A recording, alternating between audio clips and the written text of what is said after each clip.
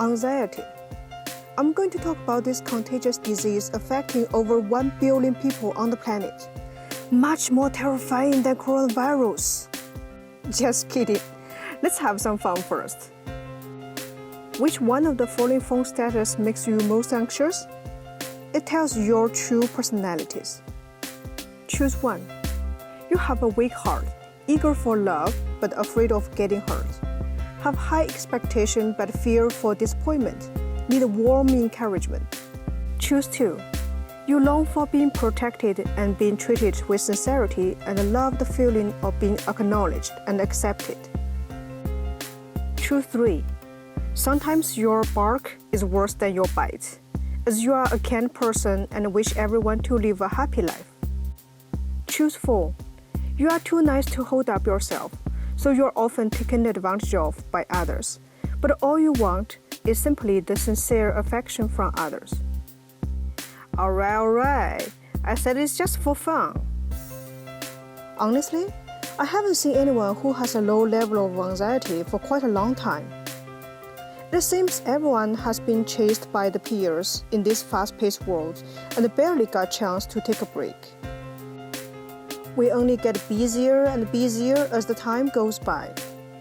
What's scary is that it even becomes a measurement to evaluate how successful we are in society.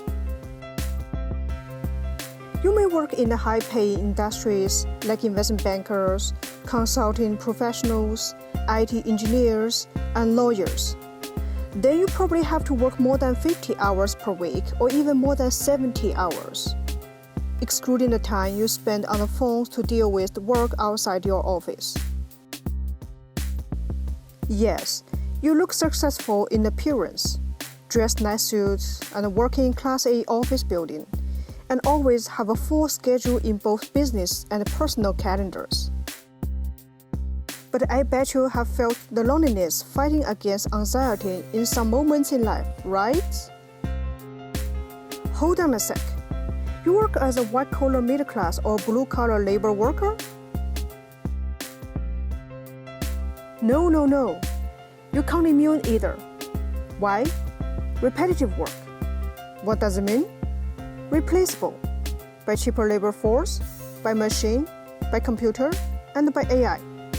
Let me show you an example.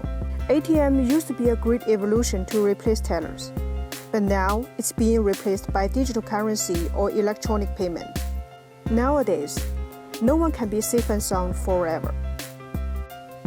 Forced by the double stream pressure from peer competition and unknown future, you just can't stop. Once you are not busy, anxiety will come back right away, swallowing you. There are three mental reasons behind it. They link to the three parts of personalities: ID, ego, and superego, respectively. Firstly, ID. You are in a workplace culture of always at work globally. It becomes normal that you always check work emails and deal with work with mobile phone, laptop, and iPad, no matter you are at home over the weekends or on vacation at the beach. Influenced by the popular opinion that being busy is deemed successful, you are afraid of being classified as a loser if you don't keep yourself busy enough. Secondly, ego. You desire to be needed by other people. This feeling brings you value and power, as well as a connection between you and others in the world. Deep inside your mind covered by anxiety, you fear of losing your value of being needed and being loved. Lastly, superego.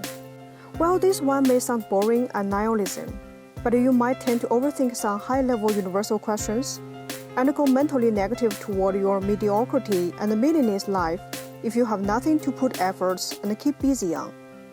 Special highlights: if you are a people pleaser, this personality will add more anxious to you.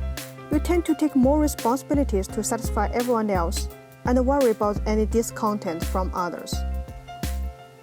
We just went through the problem, why we feel anxious. Now we take a look at the solution. How to deal with anxiety. I got greatly inspired by Hal Elrod's book, The Miracle Morning, and found the savers can be applied to overcome anxiety as well. Number 1. S. Silence. Start meditation. Trust me, it really helps you stay in the present and be a mindful observer. Your brain often creates a lot of self-talk scenarios, but they are just thoughts, come and go, not facts. Try to classify those thoughts with objective labels, like irritation, disappointment, or concern, etc. Number 2. A. Affirmation.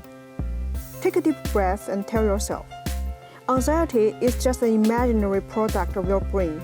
Nothing to worry about. Everything is in control. I can set myself free. Number 3. V. Visualization. Take a broader and longer view about your future and life. In such whole picture, anxiety starts to shrink, smaller and smaller, till finally disappear. Number 4. E. Exercise. Leave the current space making you feel anxious. Go out for a walk or jog. Go to the gym. Breathing in and out will flush the anxiety out of your brain. Number 5. R. Reading. Grab a self-development book, click into a positive-tuned blog, or watching an encouraging video like this. All helps shift your focus from the dark side to the bright side. Number 6. S. Scribing. Write a journal to record your anxiety feeling. Find out some objective evidence to defeat the unreal things that make you worry about, and log your anxiety in this journal. Once you finish writing and close the journal book, let it go and move on. Be a master in coping with your anxiety. You deserve a relaxed life. Thank you.